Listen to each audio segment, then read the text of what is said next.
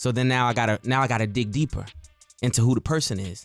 Now I gotta dig in and see, what are y'all like? What's your family like? Oh, your dad left you at 5. Oh, I get that. He never walked you to the bus stop. You're mad about this.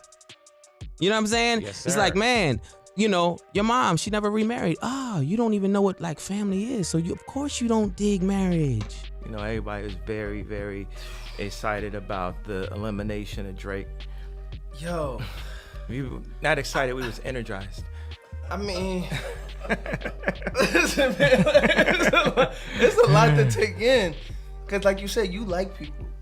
You and Drake was neighbors once upon a time. That wasn't my choice. Like, I heard you like him young. Get out the way, man. Get out the way. Get out the way. Get me out the way, homie. You a lame too. Hey Drake, you on the phone with an A minor. Let's do.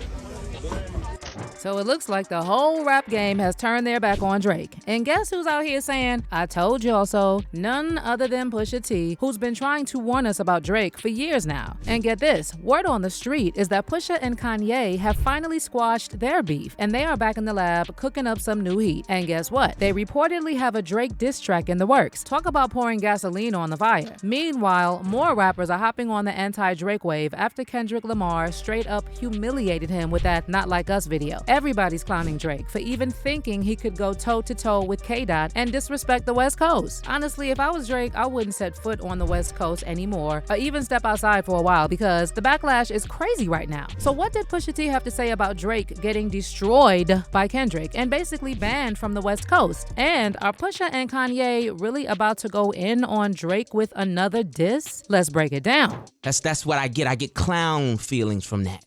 I look at him. There's somebody, you know, I get the picture of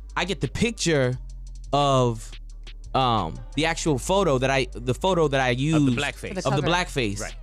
And I'm like, okay, it makes sense. Ever since Kendrick dropped Not Like Us, California has been straight up dancing on Drake's grave, and they are not done gloating about his downfall yet. This track got all the haters of the 69 God united like never before in hip-hop history. But on the flip side, it also brought a special bond back to California and the whole West Coast. Part of this is because LA took down the biggest rap artist in the game in a legendary rap battle. But also it's because, for a minute now, Drake has been saying some things that have rubbed the West Coast the wrong way and disrespecting legends like Tupac. Now, while Kendrick and Drake's beef has been simmering for more than a decade, the animosity the West Coast has for Drizzy is pretty fresh. So if you remember, on Drake's first official diss track aimed at Kendrick, Push-Ups, he had the nerve to claim that he's more loved in Los Angeles than Kendrick is, rapping, "Get more love in the city that you from." And while Kendrick didn't clap back at this specific line in any of his tracks, you could tell it got under his skin. Instead of just talking about it, Kendrick let his actions speak louder than words. He put on one of the most epic rap shows in recent memory, showing the whole world the West Coast has and always will be Team Kendrick. I ain't gonna lie to you, watching that concert, it was like the first time like I seen rap like transition, like it kind of like say like this, he's the new king. Like they didn't say that. They didn't say that. Yeah. Like having Drake come out and say I see dead people. Yeah. You have the biggest of the biggest West Coast guy come out, and he's not dissing, Drake, but you know, him just co-signing that, and then that record you just wanna do a gang dance. Yeah, that's been stuck in my head all the whole time. So you woke up, they not like us. I woke up with this stuck in my head. They not like us. They not like us. They not like. Judging by the massive turnout at Kendrick's concert, the lineup of artists who performed, and the legendary figures who joined Kendrick on stage to rap Not Like Us, it's crystal clear that Drake does not get more love from Kendrick City. So what it looks like is that Drake made the mistake of confusing LA with Hollywood, thinking just because he's a bigger star in certain circles than Kendrick, that it meant the entire West Coast would take his side. But LA and Hollywood are not the same, hun, and that mix-up cost Drake big time. Van Lathan recently talked about this in his Higher Learning podcast with Rachel Lindsay, and he said that Drake confused West Hollywood for Inglewood. Delilah for Watts. Which he shouts out. He confused Poppy for Compton. He confused West Hollywood for Inglewood. Mm-hmm. The people that I seen, the people that I observed bopping to Not Like Us, they was two-stepping to that bitch. Yeah, they were. They were crip walking to that bitch. They were. That was some LA shit. The record is produced by DJ Mustard, a former Drake collaborator. When it was time for people to coalesce in Los Angeles, not in Hollywood, not in Calabasas, not in West Hollywood, not in Santa Monica, not in the places you might go, not in Beverly Hills, not in the places that people from outside of Los Angeles think are Los Angeles, right? Right. When it was time for people to coalesce around the record, the people I seen dancing to it was Shamika and them, Big Ron, Lil CC. You know what I'm saying? People like that. People like the people from the low bottoms. You know, people that are going to dot that are from LA. People get their LAs confused all the time. Drake clearly underestimated Kendrick and the love he gets in his own city. And now it's looking like Drake's Hollywood dreams just got a rude awakening from the real LA. Because when there's a cultural disconnect about what your rival calls his city, you've already messed up big time and pissed off a whole lot of folks in the process. And it boggles the mind how no one on Drake's team warned him about this. But child, Drake went and made an even bigger fool of himself with this whole AI mess, using Tupac and Snoop's voices to throw shade at Kendrick on that tailor-made freestyle track. Drake had Pac and Snoop sounding like they were all disappointed in Kendrick's behavior, and even Pac's own family had to check Drake for disrespecting Pac's legacy. Tupac's estate threatened legal action against Drake and forced him to pull tailor-made freestyle from his social media accounts. Howard E. King, the lawyer for the Tupac Shakur estate, called tailor-made freestyle a flagrant violation of Tupac's publicity and the estate's legal right, and a blatant of the legacy of one of the greatest hip-hop artists of all time. King said in a statement, the estate would never have given its approval for this use. The unauthorized, equally dismaying use of Tupac's voice against Kendrick Lamar, a good friend to the estate who has given nothing but respect to Tupac and his legacy publicly and privately, compounds the insult. Tupac's brother Mopreme also criticized Drake for using an AI-generated voice of Pac to diss Kendrick, implying it was a cowardly move on Drake's part. But the question was about AI, you know, and just because you can do something, that doesn't mean you should do something. Me personally, I'm from the old school, you know, Queens, New York, Jamaica, that's why I got my bones. You know what I mean? So the way we battle rap, because, you know, from what I understand, it's a battle. If it's a battle, it should be mano y mano.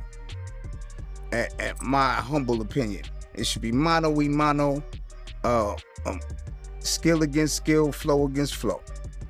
You know, when you put AI into the game, you make sure balance. Now fast forward to Not Like Us, and Kendrick really went in on Drake about even thinking the Bay would let him disrespect Pac. And during that pop-up show in Inglewood, Kendrick directly called out Drake's stunt and told the crowd not to let anybody mock and imitate their legends. Oh, so y'all ain't gonna let nobody disrespect the West Coast, huh? Oh, y'all let nobody mock and imitate our legends, huh? So Drake's been flaunting Tupac's ring ever since he bought it at a Sotheby's auction last year for over $1 million, more than 3 times what they thought it would go for. Understandably, this got Kendrick and the whole West Coast all kinds of bother. Kendrick first brought up the ring on his diss track Euphoria, where he raps, "Somebody told me you got a ring. On God, I'm ready to double the wage. I'd rather do that than let a Canadian ninja make Pac turn in his grave." But Kendrick wasn't done. During his Inglewood pop-up show, he switched up a line from Euphoria rapping, "Give me Tupac ring back and I might give you a little respect." And then when you think about the fact that Kendrick straight up labeled Kendrick a colonizer on Not Like Us, it got fans saying Drake is collecting hip-hop memorabilia the same way the British colonizer collected all those artifacts for their museums. So now the West Coast is riding high off this victory, and Drake better watch his step if he ever thinks about heading back that way. And while we definitely have to thank Kendrick for the fact that hating on Drake and his entire persona is extremely popular right now, let's not forget that before Kendrick, there was Pusha T. And Pusha made a similar statement about Drake being a culture Vulture when he used a photo of Drake in blackface for his 2018 diss track, The Story of Adidon. You know, I look at him and I'm like, oh, like you parade your dad around in these weird suits. You parade him. It's clown-like. You know what I'm saying? Yes, sir. That's what I get. I get clown feelings from that. I look at him. There's somebody, you know, I get the picture of